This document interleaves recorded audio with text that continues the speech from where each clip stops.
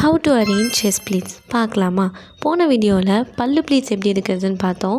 So நம்ம சொன்ன மெத்தட்லேயே நம்ம ஷோல்டர் பின் பண்ணது வரைக்கும் எடுத்துகிட்டு செஸ் ப்ளீட்ஸை இப்போ எப்படி அரேஞ்ச் பண்ணுறதுன்னு பார்க்கலாம். செஸ் ப்ளீட்ஸ் அரேஞ்ச் பண்ணுறதுக்கு முன்னாடி ஃபர்ஸ்ட் நீங்கள் மேலே பெக் பண்ணி லாக் பண்ணுங்கள். சம்டைம்ஸ் அந்த மாதிரி லாக் பண்ணும்போது அந்த ஃபர்ஸ்ட் ப்ளீட் மட்டும் லூஸ் ஆகும். ஸோ அதை டைட்டாக இழுத்து பிடிச்சி லாக் பண்ணிங்கன்னா உங்களுக்கு நல்லா லாக் ஆயிரும். நல்லா டைட்டாக லாக் பண்ணிட்டக்கப்புறமா உங்கள் கிளைண்ட்டோட லென்த் அண்ட் வித் மெஷர்மெண்ட் என்னவோ அதுக்கு ஏற்ற மாதிரி சாரியை வச்சு நீங்கள் பின் பண்ணிக்கோங்க. அந்த 2 பின்னுக்கு நடுவில் தான் நம்ம ஒரு ப்ளீட்ஸையுமே ஸ்ப்ரெட் பண்ண போகிறோம். ஸோ நான் இப்போ பண்ணுற மாதிரி என் ரைட் ஹேண்ட் வச்சு ஒரு ப்ளீட்ஸையும் எடுத்து லெஃப்ட் ஹேண்டால் ஒரு சின்ன அயன் கொடுக்குறேன் என் ஹேண்ட் வச்சே. ஸோ இதே நீங்கள் ஒரு ப்ளீட்ஸையும் பாருங்கள். ஏன்னா சம்டைம்ஸ் ஒரு சில ப்ளீட்ஸ் உள்ளே போய் ஹைட் ஆயிரும். ஸோ எல்லா ப்ளீட்ஸையுமே எடுத்து ப்ராப்பராக வச்சு கையால் ஒரு ப்ரெஸ் பண்ணிக்கோங்க. ஸோ இந்த சாரியில் ஸ்டோன் இருக்கிறதுனால நான் மேட் வச்சு அயன் பண்ணுறேன். அயனிங் மேலேருந்து நல்லா ஜென்டிலாக பண்ணுங்கள், கீழேருந்து போகாதீங்க. மேலேருந்து ஒரு ப்ளீட்ஸ் மேலேயும் நல்லா ஃபர்மாக ப்ரெஸ் பண்ணுங்கள்.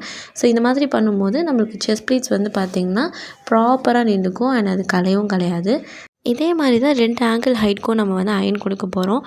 அதை எப்படி பண்ணுறது அண்ட் மிடில் ப்ளீட்ஸ் எப்படி எடுக்கிறதுன்னு சொல்லணுன்னா கமெண்ட்டில் ஜஸ்ட் ஒரு ஹார்ட் கமெண்ட் பண்ணுங்கள். நெக்ஸ்ட் வீடியோவில் அதை பற்றி பார்க்கலாம். ஸோ இந்த வீடியோ பிடிச்சிருந்துச்சுன்னா லைக் பண்ணி சப்போர்ட் பண்ணுங்கள். தேங்க்யூ ஃபார் வாட்சிங்.